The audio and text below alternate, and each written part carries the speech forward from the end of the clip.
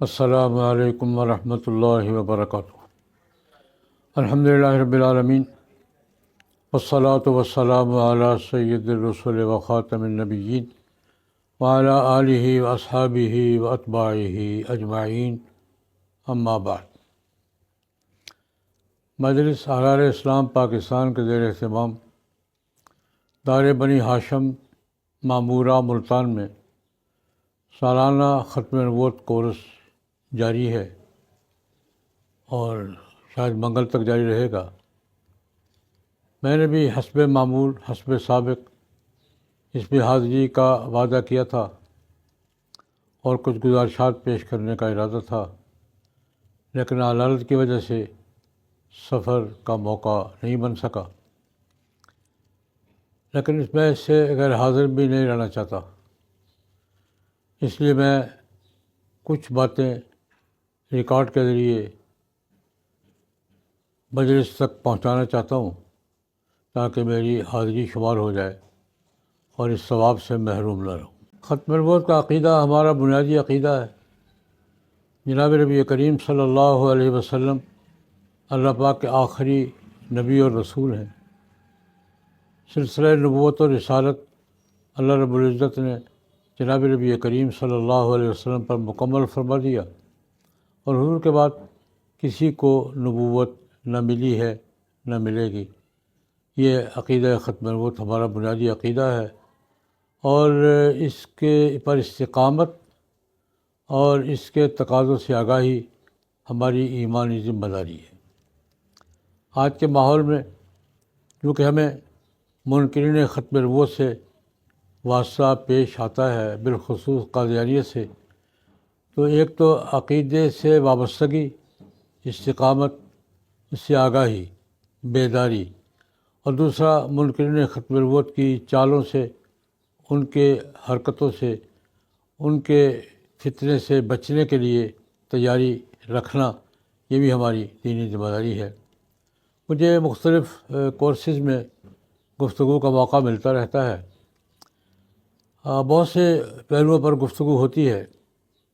آج میں ایک پہلو پر گفتگو کرنا چاہوں گا کہ نبوت کا دعویٰ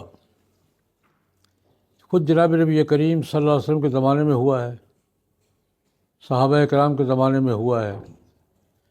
اس دور کے مدعیان نبوت کے ساتھ جناب نبی کریم صلی اللہ علیہ وسلم کا اپنا طرز عمل کیا تھا؟ صحابہ کرام رضوان اللہ علیہم اجمعین نے نبوت کے دعوے داروں کو کیسے ڈیل کیا ہے؟ ہمارے لیے سب سے بڑا اسوہ یہی ہے کہ جو طرز عمل جناب نبی کریم صلی اللہ علیہ وسلم نے اختیار کیا اور جو طرز عمل حضرات صحابہ کرام رضوان اللہ علیہم اجمعین نے اختیار کیا، اسی کی پیروی کرنی چاہیے، اور وہی قیامت تک ہمارے لیے اسوہ ہے، نمونہ ہے، آئیڈیل ہے۔ جناب نبی کریم صلی اللہ علیہ وسلم کے زمانے میں جن لوگوں نے نبوت کا دعویٰ کیا، ان میں سے ایک ایک کا تھوڑا تھوڑا تذکرہ کروں گا، یہ بات عرض کرنے کے لیے کہ نبوت کے دعوے داروں کے ساتھ خود جناب نبی کریم صلی اللہ علیہ وسلم کا طرز عمل کیا رہا ہے۔ سب سے پہلے تو مسیلمہ ابن حبیب، یہ یمامہ کے علاقے بنو حنیفہ قبیلے کا بڑا چودھری تھا۔ اس نے نبوت کا دعویٰ کیا نبی کریم صلی اللہ علیہ وسلم کے زمانے میں، حضور کے ساتھ پیغام رسانی بھی کی، حضور کی خدمت میں حاضر بھی ہوا، پیشکشیں بھی کیں، لیکن جناب نبی کریم صلی اللہ علیہ وسلم نے اسے کوئی راستہ نہیں دیا۔ یہاں ایک بات میں عرض کرنا چاہوں گا کہ جناب نبی کریم صلی اللہ علیہ وسلم کے زمانے میں حضور کی حیات تک مسلمہ کذاب کا دعویٰ حضور کے مقابلے میں مقابل نبی کے طور پہ نہیں تھا، بلکہ خود کو وہ حضور کی نبوت کا شریک کار کہتا تھا کہ میں حضور کا امتی ہوں اور شریک نبی ہوں، نبوت کا کچھ حصہ مجھے ملا ہے اور مجھے حضور کے کام میں شریک کیا گیا ہے۔ اس کا دعویٰ حضور کی حیات مبارکہ میں حضور کے مقابل میں آنے کا نہیں تھا، وہ حضور کے وصال کے بعد مقابلے پر آیا ہے۔ حضور کے زمانے میں وہ مصالحت کی کوشش کرتا رہا، بارگیننگ کی کوشش کرتا رہا، سودے بازی کی کوشش کرتا رہا۔ اس پر ایک دو باتیں عرض کروں گا۔ بخاری شریف کی روایت ہے، اس نے جناب نبی کریم صلی اللہ علیہ وسلم کے پاس وفد بھیجا، 2 آدمیوں پر مشتمل، عبداللہ بن رواحہ اور ایک اور آدمی تھا، خط دے کر بھیجا۔ وہ وفد کے ساری ملاقات بھی روایت میں موجود ہے، خط کا متن بھی روایت میں موجود ہے۔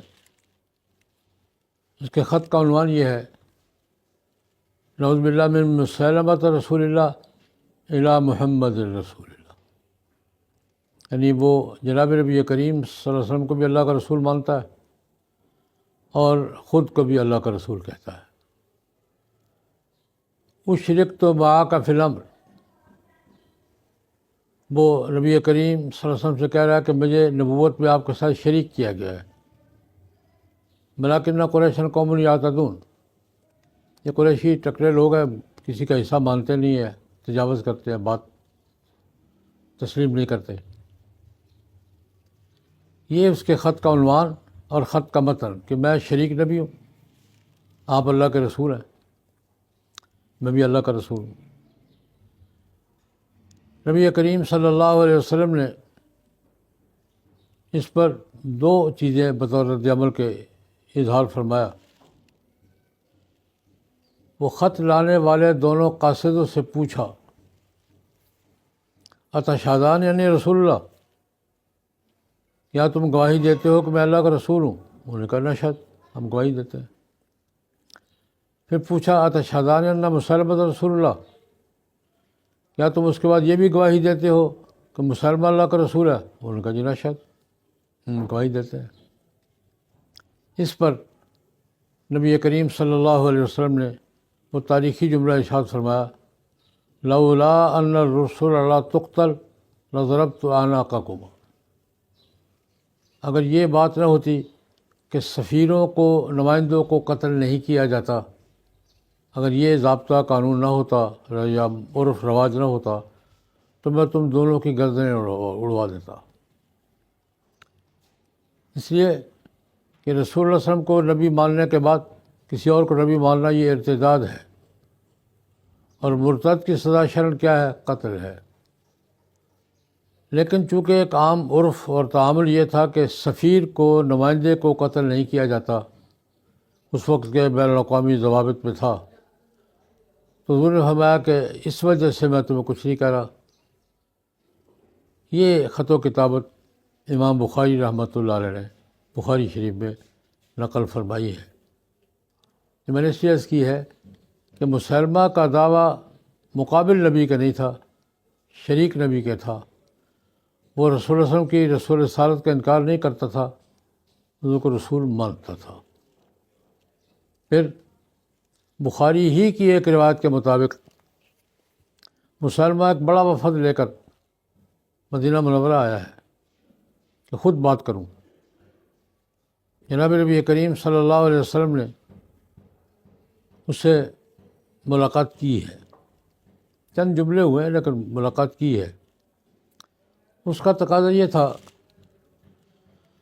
کہ آپ بھی اللہ کے رسول ہیں، نعوذ باللہ میں بھی ہوں، آپ بھی اللہ کے رسول ہیں اور نعوذ باللہ میں بھی ہوں، آپ 2 باتوں میں سے ایک بات کر لیں، یا اپنے بعد اپنا جانشین مجھے نامزد کر دیں، یا تقسیم کر لیں، دیہات کا مجھے حوالے کر دیں اور شہر آپ سنبھالیں، لنا وبر ولا کا مدر، کوئی بات اس میں سے طے کر لیں آپ۔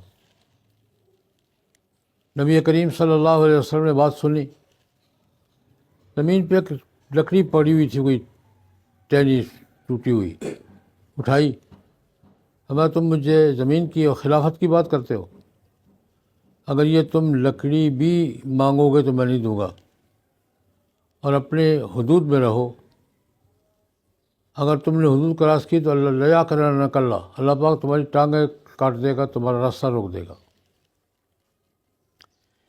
یہ مسلمہ جناب نبی کریم صلی اللہ علیہ وسلم کے حیات مبارکہ میں اس طریقے سے اپنا داؤ پھیلاتا رہا، اپنا دائرہ وسیع کرتا رہا۔ حضرت صدیق اکبر رضی اللہ عنہ کے زمانے میں یہ مقابلے پر آیا ہے، جنگ ہوئی ہے، جنگ میں یہ قتل ہوا ہے، اور یہ بھی بڑا دلچسپ واقعہ ہے۔ اس کے قاتل ہیں واشی بن حرب رضی اللہ تعالیٰ عنہ، خود اپنا واقعہ بیان کرتے ہیں۔ یہ واشی وہی ہیں جنہوں نے احد کی جنگ میں حضرت حمزہ رضی اللہ عنہ کو شہید کیا تھا، سید الشہداء حمزہ، ان کو شہید کیا تھا، اور جو کچھ بھی کاروائی سینہ چاک کیا تھا، ناک وابوج، وہی اسی نے کی تھی۔ کہتے ہیں جب اسلام قبول کیا فتح مکہ پر، خود کہتے ہیں میرے دل میں یہ احساس تھا کہ میرا تعارف جب بھی ہوتا ہے حمزہ کے قاتل کے طور پہ ہوتا ہے، یہ مجھے محسوس ہوتا تھا۔ تو میں نے طے کر لیا کہ موقع ملا تو اتنا ہی بڑا کافر ماروں گا تاکہ حساب برابر ہو جائے۔ مجھے یمامہ کی جنگ کی خبر ملی تو میں نے وہ حربہ چھوٹے نیزے کو کہتے ہیں جو ہاتھ کے برابر ہوتا ہے، بازو کے برابر، وہ حربہ میں نے سنبھال کر رکھا ہوا تھا۔ وہی حربہ میں نے اٹھایا نیزہ اور جنگ میں چلا گیا، اور پھر ان کے ہاتھوں مسلمہ قتل ہوا ہے۔ وہ لمبی تفصیل ہے، میں چھوڑتا ہوں۔ اور یہ پھر کہتے ہیں دیوانہ وار میدان جنگ میں اعلان کر رہے تھے کہ لوگوں، مجھے حمزہ کا قاتل کہا جاتا تھا، مسلمہ کا قاتل بھی میں ہوں۔ ایک تو یہ مسلمہ تھا جس کو حضور نے کذاب فرمایا، تو اب تک کذاب ہی ہے، انہوں نے اس کو مسلمۃ الکذاب، کمزور آدمی نہیں تھا۔ کہتے ہیں جب یہ حضرت صدیق اکبر رضی اللہ عنہ کے زمانے میں مقابلے پر آیا ہے تو 80,000 کا لشکر بتاتے ہیں اس کا، 80,000 کا لشکر کہ اللہ پاک نے مسلمانوں کو فتح عطا فرمائی، یہ شکست کھا گیا۔ نبی کریم صلی اللہ علیہ وسلم کے زمانے میں دوسرا بڑا مدعی نبوت اسود اہلا یا ابہلا نام بتاتے ہیں، یمن کا ایک سردار تھا۔ یمن رسول اللہ صلی اللہ علیہ وسلم کے زمانے میں ہی ریاست مدینہ کا حصہ بن گیا تھا، حضور کی حکومت ریاست وہاں تک پہنچی تھی۔ اس دوران حضور کے مقرر کردہ گورنر کو اسود، اس کو اسود کالا رنگ تھا، اہلا نام تھا، جس نے نبوت کا دعویٰ کیا،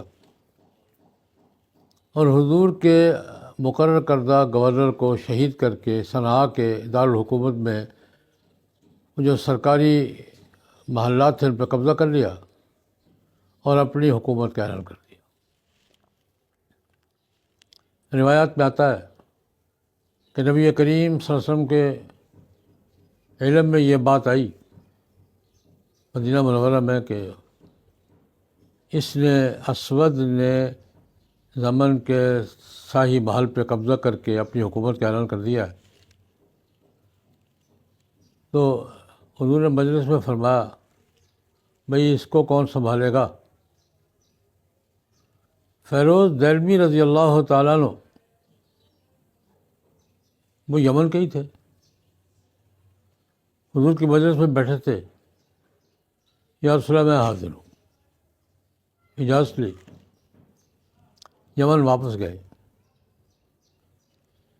یمن واپس جا کر کہتے ہیں کہ اس گورنر نے، یہ اسود نے پہلے گورنر کی بیوی کو اپنے حرم میں شامل کر لیا تھا، یہ ان کی کوئی کزن لگتی تھی فیروز دہلوی کی رضی اللہ تعالیٰ عنہ۔ ان کے ساتھ انہوں نے جیسے چھاپہ مار کارروائی ہوتی ہے، گریلا کارروائی ایسی ہوتی ہیں، ان کے ساتھ ساز باز کی، کہ کم رات کو شب خون مارا اور اسود انسی کو قتل کر دیا اور اسلام کا جھنڈا لہرایا، اور یہ چند دن کے لیے یمن حضور کی کرم سے نکلا تھا، پھر واپس آیا حضور کی زندگی میں ہی۔ نبی کریم صلی اللہ علیہ وسلم کو وحی کے ذریعے اطلاع ہو گئی تھی۔ آخری ایام کی بات ہے، حضور فرما رہے فاض فیروز، فاض فیروز، فاض فیروز، فیروز کامیاب ہو گیا ہے، فیروز کامیاب ہو گیا ہے، فیروز کامیاب ہو گیا ہے۔ اب پس منظر کسی کو معلوم نہیں ہے کہ کون فیروز ہے، کہاں کامیاب ہوا ہے، کیا کامیابی ہے۔ کہتے ہیں کہ حضور کا اگلے دن وصال ہو گیا۔ اس کے بعد ایک دو دن بعد فیروز کی اطلاع ملی تو ہمیں پتہ چلا کہ فاض فیروز جو حضور فرما رہے تھے اس کا مطلب کیا تھا۔ فیروز اپنے مشن پہ کامیاب ہو گیا۔ فیروز دیلمی رضی اللہ عنہ، ان کے ہاتھوں اسود انسی قتل ہوا، اور یہ دوسرا مدعی نبوت بھی، یہ پہلے قتل ہو گیا تھا، حضور کے زمانے میں قتل ہو گیا تھا۔ ایک مدعی نبوت طلحہ تھا، اس نے بھی جناب نبی کریم صلی اللہ علیہ وسلم کے زمانے میں نبوت کا دعویٰ کیا تھا۔ بنو اسد قبیلہ، بنو اسد بڑا قبیلہ تھا، طلحہ ابن خویلد اسدی نبوت کا دعویٰ کیا، جتھا اکٹھا کیا۔ قبائلی دور تھا اس زمانے میں، قبائل کے نام پر، برادریوں کے نام پر جتھے اکٹھے ہو جاتے تھے۔ نبی کریم صلی اللہ علیہ وسلم نے اس کی سرکوبی کے لیے معروف جرنیل زرار بن ازور رضی اللہ تعالیٰ عنہ، ان کی ڈیوٹی لگائی۔ مقابلہ ہوا طلحہ کے لشکر کا اور زرار رضی اللہ عنہ کے لشکر کا مقابلہ ہوا۔ طلحہ کو شکست ہوئی لیکن قابو نہیں آیا، بھاگ گیا۔ البتہ ایک معروف صحابی عکاشہ بن محصن فزاری رضی اللہ تعالیٰ عنہ، وہ اس کے کزن لگتے تھے، چچا زاد تھے یا خالہ زاد تھے۔ ان دونوں کا آپس میں مقابلہ ہوا اور عکاشہ اس طلحہ کے ہاتھوں شہید ہوئے اس جنگ میں۔ عکاشہ بن محصن فزاری رضی اللہ تعالیٰ عنہ یہ طلحہ اسدی کے ہاتھوں اس میدان جنگ میں شہید ہوئے۔ طلحہ کو شکست ہوئی، بھاگ گیا۔ جناب نبی کریم صلی اللہ علیہ وسلم کے وصال کے بعد جب مختلف قبائل نے حضرت صدیق اکبر رضی اللہ عنہ کے خلاف بغاوت کی تو یہ پھر آ گیا، اس نے پھر لشکر اکٹھا کیا، پھر مقابلے میں کھڑا ہو گیا۔ یہ خود کو نبی کہتا تھا، مجھ پہ وحی آتی ہے، بہت کچھ باتیں کرتا تھا۔ حضرت ابوبکر صدیق رضی اللہ تعالیٰ عنہ نے حضرت خالد بن ولید رضی اللہ تعالیٰ عنہ کی ڈیوٹی لگائی کہ یمامہ کی جنگ سے فارغ ہوئے، فرمایا اس کو بھی نمٹو بھائی۔ پھر مقابلہ ہوا حضرت خالد بن ولید کا اور طلحہ بن خویلد اسدی کا رضی اللہ تعالیٰ عنہ۔ طلحہ نے پھر شکست کھائی، پھر بھاگ گیا، یہ قابو نہیں آیا۔ پہلی جنگ میں بھی قابو نہیں آیا تھا، دوسری جنگ میں بھی قابو نہیں آیا، شکست کھائی، یہ بھاگ گیا۔ عراق کے علاقے میں ادھر گھومتا پھرتا رہا۔ حضرت عمر رضی اللہ تعالیٰ عنہ کی خلافت کا زمانہ تھا، جب مصر، عراق، شام سب علاقے فتح ہو گئے۔ اس کو بات سمجھ میں آ گئی کہ اب فرار کی کوئی صورت ممکن نہیں ہے، تو اس نے رجوع کا پروگرام بنایا کہ میں واپس جاتا ہوں۔ مختلف لوگوں سے مشورہ کیا کہ میں اب کلمہ پڑھ کے واپس جانا چاہتا ہوں اور مسلمانوں کی صف میں شامل ہونا چاہتا ہوں، لیکن حضرت عمر رضی اللہ تعالیٰ عنہ میری توبہ کو اور میرے اسلام کو قبول کریں گے۔ ایسے موقع پر عام طور پہ ہوتا ہے، خطرناک مجرم جب اپنے آپ کو ریاست کے حوالے کرتا ہے تو کوئی گارنٹیڈ ساتھ رکھتا ہے، کسی کے ذریعے پیش ہوتا ہے تاکہ مجھے جان کی عمل مل جائے۔ کسی نے مشورہ دیا کہ خالد بن ولید اس علاقے کے شام کے علاقے میں آئے ہوئے ہیں، ان سے بات کرو۔ انہوں نے کہا نہیں وہ تو خود مار دے گا مجھے۔ یہ بتایا کہ مصر کے علاقے میں عامر بن العاص رضی اللہ تعالیٰ عنہ موجود ہے، ان سے بات کرو۔ انہوں نے کہا وہ ڈیموکریٹ، یہ ٹیکنوکریٹ نہیں، ڈپلومیٹ آدمی ہے، سیاستکار آدمی ہے، وہ بات سمجھے گا۔ یہ گیا حضرت عامر بن العاص رضی اللہ عنہ کے پاس کہ مجھے امیر المومنین کی بارگاہ میں پیش کر دیں۔ مورخ ابن عساکر نے تاریخ دمشق میں یہ ساری تفصیل بیان کی ہے۔ عامر بن العاص رضی اللہ عنہ نے کہا ٹھیک ہے۔ وہ طلحہ کو لے کر گئے مدینہ منورہ، جب گئے ساتھ لے گئے۔ امیر المومنین حضرت عمر رضی اللہ عنہ کی خدمت میں پیش کیا، پوچھا کون ہے یہ؟ ان کا یہ طلحہ ہے۔ طلحہ اسدی؟ جی وہی طلحہ اسدی۔ یہ کس لیے آیا ہے؟ توبہ کرنے کے لیے، اسلام قبول کرنے کے لیے۔ حضرت عمر نے کہا یہ تو اسلام قبول کر لے گا مگر مجھے عکاشہ نہیں بھولے گا۔ عکاشہ جو ہمارا بڑا خوبصورت جوان تھا، اس کے ہاتھوں شہید ہوا تھا۔ یہاں میں ایک جملہ کہا کرتا ہوں، زندہ قومیں اپنے شہیدوں کو یاد رکھا کرتی ہیں۔ کئی سال گزر گئے، حضرت عمر کو یاد ہے۔ ابن عساکر نے بڑا دلچسپ مکالمہ ذکر کیا ہے۔ جب حضرت عمر رضی اللہ تعالیٰ عنہ نے یہ فرمایا کہ عکاشہ نہیں بھولے گا مجھے، اس کے ہاتھوں شہید ہوا تھا، جب اس کو دیکھوں گا عکاشہ یاد آئے گا۔ تو طلحہ نے، سب سمجھدار آدمی تھا، انہوں نے کہا حضرت کیا آپ کو یہ بات پسند نہیں ہے؟ مقابلہ ہوا تھا، اللہ رب العزت نے عکاشہ کو میرے ہاتھوں جنت بھیج دیا ہے اور مجھے اس کے ہاتھوں جہنم جانے سے بچا لیا ہے۔ میرے ہاتھوں وہ مارا گیا، شہید ہوا، جنت میں گیا ہے۔ اس کے ہاتھوں میں مارا جاتا تو میں نے جہنم میں جانا تھا۔ حضرت عمر تھوڑا سا مسکرائے۔ اس نے دوسری بات کی، طلحہ نے، امیر المومنین کل قیامت کے دن میں اور عکاشہ، قاتل مقتول، دونوں ہاتھوں میں ہاتھ ڈال کر جنت میں جا رہے ہوں گے تو آپ کو کیسا لگے گا؟ حضرت عمر تھوڑا سا مسکرایا، فرمایا باتیں نہیں کرو، کلمہ پڑھو۔ طلحہ نے کلمہ پڑھا۔ حضرت عمر رضی اللہ عنہ نے فارس کی جنگ میں ان کو شریک کر لیا، تشکیل کر دی۔ کہتے ہیں یہ فارس کی جنگ میں کسی محاذ پر لڑتے لڑتے شہید ہو گئے تھے۔ محدثین نے جہاں صحابہ کرام کا ذکر کیا ہے، وہاں طلحہ بن خویلد اسدی کا بھی ایک صحابی کے طور پر ذکر کیا ہے، توبہ کر چکے تھے، جہاد میں شریک ہوئے۔ یہ تیسرے مدعی نبوت تھے جنہوں نے نبی کریم صلی اللہ علیہ وسلم کے زمانے میں دعویٰ نبوت کیا تھا، مقابلہ کیا تھا۔ ایک چوتھی مدعی نبوت تھی، سجہ، خاتون تھی، اس نے نبوت کا دعویٰ کیا، میں بھی نبی ہوں، بنو تغلب میں سے تھی،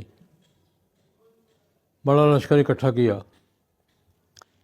یہ بھی مقابلے پر آ رہی تھیں حضرت صدیق اکبر رضی اللہ عنہ کے زمانے میں۔ تو ان دونوں میں رابطہ ہو گیا، مسلمہ میں اور سجہ میں، تاکہ اکٹھے مل کے لڑتے ہیں۔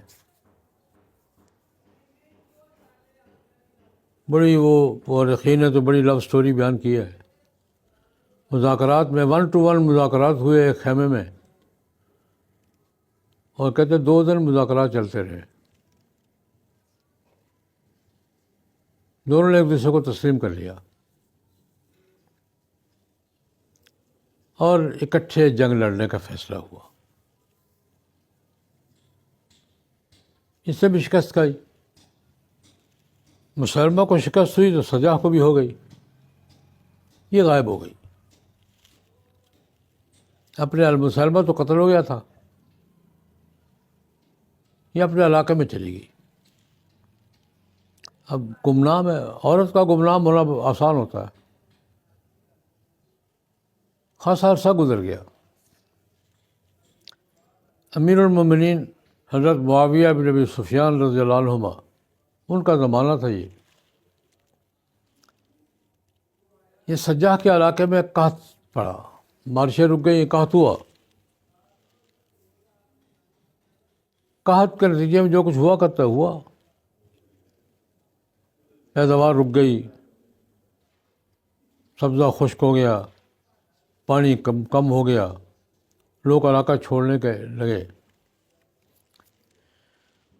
سجاح کے بارے میں کہتے ہیں کہ یہ دمشق چلی گئی اپنے خاندان کو لے کے. امیر المومنین حضرت معاویہ بن ابی سفیان رضی اللہ عنہ کی خدمت میں پیش ہوئی. میں نے کہا جناب میں سجاح ہوں، وہی سجاح جس نے مسلمہ کے ساتھ مل کر جنگ لڑی تھی. ہمارے علاقے میں قحط پڑ گیا ہے، میں آئی ہوں، مجھے آپ مسلمان بلا لیں. کلمہ پڑھا ہے، اس نے توبہ کی، رجوع کیا، کلمہ پڑھا، مسلمان ہو گئی. حضرت معاویہ رضی اللہ عنہ نے اس کی تشکیل کی کوفہ میں. کوفہ کے گورنر تھے سمرہ بن جندب رضی اللہ تعالیٰ عنہ. ان کو خط لکھا اس خاتون کے عزت و احترام کے ساتھ اس کو بساؤ وہاں کوفہ میں. یہ پھر سجاح کوفہ میں رہیں.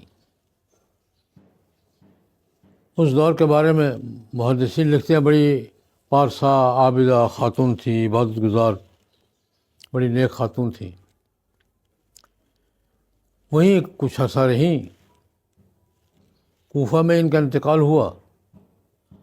حضرت سمرہ بن جندب رضی اللہ تعالیٰ عنہ نے جنازہ پڑھایا اور ان کی تدفین کی. میں نے ان 4 مدعیان نبوت کا ذکر اس لیے کیا ہے کہ یہ رسول اللہ صلی اللہ علیہ وسلم کے زمانے میں، صحابہ کرام کے زمانے میں دعوے بھی کیے، سامنے بھی آئے. 2 قتل ہو گئے، 2 نے توبہ کر لی. ان کے بارے میں صحابہ کرام رضوان اللہ علیہم اجمعین کا طرز عمل میں نے عرض کیا ہے کہ حضور کا طرز عمل کیا تھا، صحابہ کا طرز عمل کیا تھا. کسی کے دعوے کو کسی درجے میں تسلیم نہیں کیا. ایک واقعہ اور شامل کروں گا ساتھ کہ امام بیہقی رحمہ اللہ تعالیٰ نے السنن الکبریٰ میں بڑی تفصیل سے ذکر کیا ہے. عبداللہ بن مسعود رضی اللہ تعالیٰ عنہ حضرت عمر کے زمانے میں کوفہ میں چلے گئے تھے. حضرت عمر کے حکم پر، کوفہ کے قاضی تھے یہ. حضرت عثمان رضی اللہ عنہ کا زمانہ تھا، ان کی خلافت کا دور تھا. اس دور کے 2 واقعات امام بیہقی نے ذکر کیے ہیں. ایک تو یہ کہ کوفہ کے کسی علاقے میں کچھ لوگوں کے خفیہ اڈے کا پتہ چلا کہ مسلمہ کذاب کے طبقے کے بچے کھچے لوگ وہاں وہ الگ بیٹھتے ہیں اور اپنے مجلس جماتے ہیں. حضرت عبداللہ بن مسعود رضی اللہ عنہ نے پتہ کرایا. وہ کہتے ہیں 70 کے قریب مرد، عورتیں، بوڑھے، بچے، انہوں نے اپنا ایک ٹھکانہ بنا رکھا تھا. وہاں یہ جمع ہوتے تھے اور مسلمہ کذاب کے طریقے پر وہ اذان، اور وہی اس کی اذان تھی. یہ بات بھی درمیان میں عرض کر دوں کہ مسلمہ کذاب جب کسی سے اپنا اقرار کرواتا تھا تو پہلے رسول اللہ صلی اللہ علیہ وسلم کا اقرار کرواتا تھا. پہلے حضور کا کلمہ پڑھو، اشہد ان لا الہ الا اللہ، اشہد ان محمد رسول اللہ. پھر اشہد اللہ نعوذ باللہ مسلمۃ رسول اللہ. اذان بھی یہی تھی،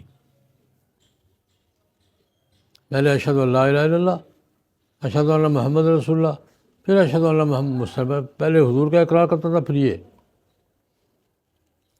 حتیٰ کہ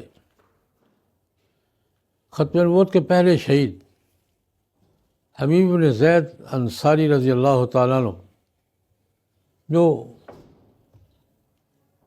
کسی جگہ پکڑے گئے، مسلمہ کے سامنے پیش کیے، تو مسلمہ نے ان کو جب اقرار پوچھا تو پہلے جملہ یہ اتشہد ان محمد رسول اللہ، انہوں نے کہا نشہد اشہد اتشہد انی رسول اللہ. پہلے رسول اللہ صلی اللہ علیہ وسلم کی رسالت کا اقرار کروایا، پھر مجھے بھی مانتے ہو. حبیب بن زید نے بڑا تاریخی جملہ فرمایا، ان فی اذنی صمما عن سماع ما تقول، میرے کانوں میں ڈانٹے ہیں، تیری بات اندر نہیں جا رہی. یعنی محاورے کا ترجمہ، میرے کان تمہاری یہ بات سننے سے انکاری ہے. یہ رسول اللہ صلی اللہ علیہ وسلم کے بعد بھی کوئی نبی ہو سکتا ہے، میرے کان سننے کے لیے تیار نہیں ہے. اس پر مسلمہ نے حبیب بن زید کو شہید کر دیا. یہ پہلے ختم نبوت کے شہید ہیں. شہید ختم نبوت حبیب بن زید ہیں، اور شہید ختم نبوت عکاشہ بن محصن فزاری ہیں رضی اللہ تعالیٰ عنہ، جو حضور کے زمانے میں ختم نبوت کے عقیدے پر ختم نبوت کے منکرین کے ہاتھوں شہید ہوئے. خیر، حضرت عبداللہ بن مسعود نے ان کو چھاپا مارا، پکڑ لیا، کیس حضرت عثمان کی خدمت میں بھیج دیا، امیر المومنین کی خدمت میں. کیا کروں؟ یہ روایت امام بہقی نے بیان کی ہے السنن الکبریٰ میں. ان کا کیا کرنا ہے؟ ان کو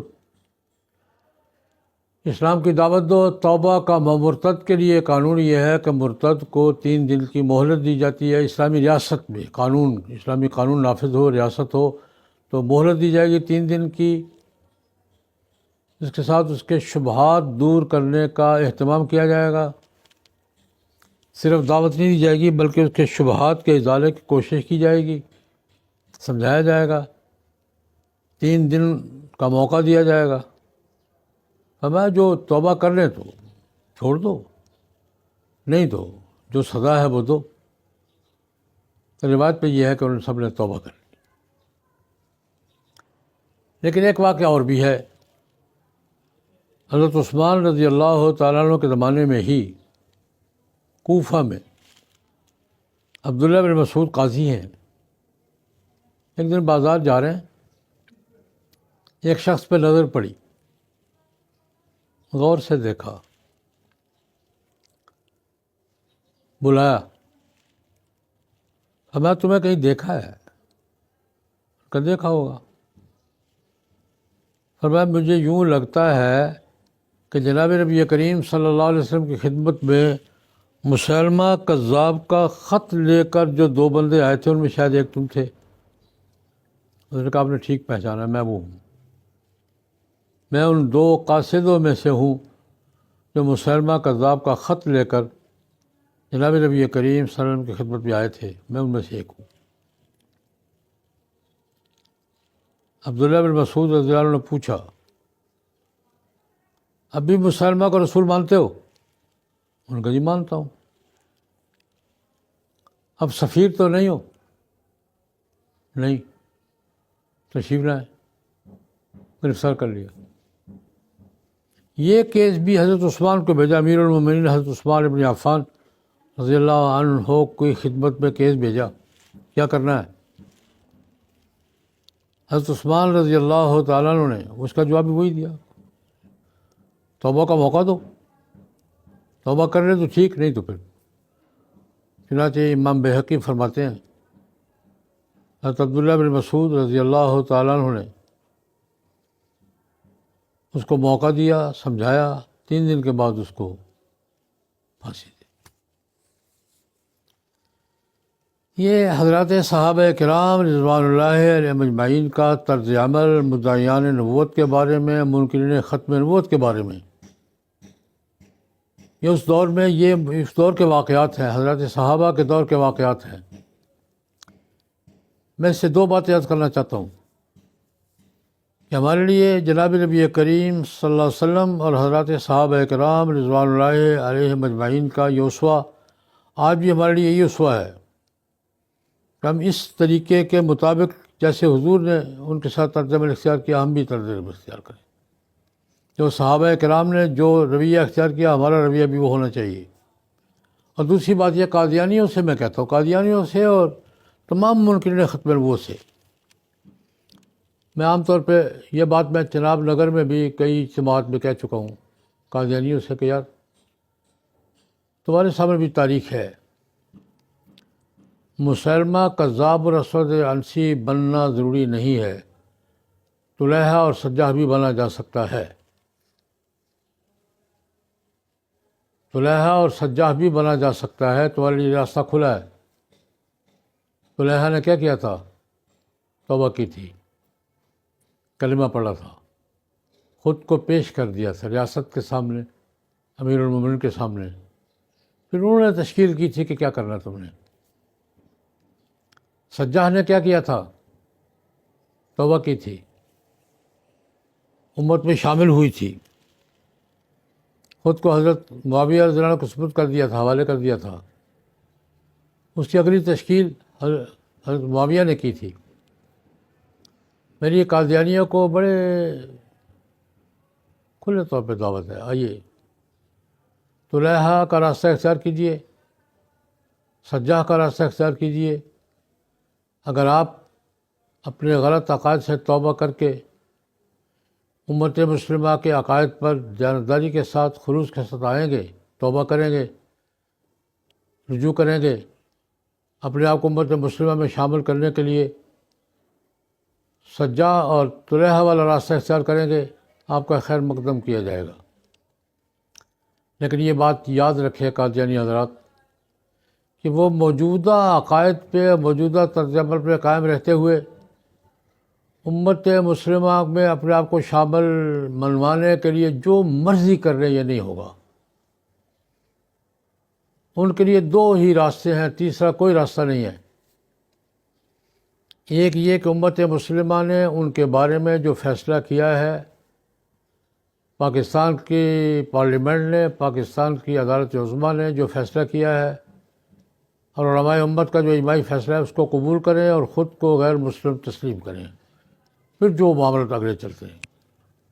اور اگر مسلمان کہلانا چاہتے ہیں تو اس کے سوا کوئی راستہ نہیں کہ اپنے غلط عقائد سے توبہ کر کے امت مسلمہ کے اجماعی عقائد میں واپس آئیں اور دوبارہ کلمہ پڑھیں اور امت مسلمہ میں شامل ہو کر اپنے عقائد سے، جھوٹے عقائد سے توبہ کریں. اس کے سوا کوئی راستہ نہیں ہے. اللہ رب العزت ہم سب کو صحیح راستے پر قائم رہنے کی اور اللہ تبارک و تعالیٰ ہر کفر سے، ہر ارتداد سے، ہر زندقہ سے توبہ کرنے کی اور اس کا مقابلہ کرنے کی توفیق عطا فرمائے. اللہم صلی علی سیدنا محمد النبی الامی وآلہ واصحابہ وبارک وسلم.